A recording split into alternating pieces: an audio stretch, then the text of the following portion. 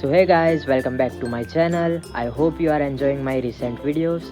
तो पिछले 3-4 वीडियोस में मैंने वाटर कलर आर्ट बनाया है, पेंसिल आर्ट बनाया है। तो मैंने इस बार सोचा इस बार मैं कुछ यूनिक करूँ।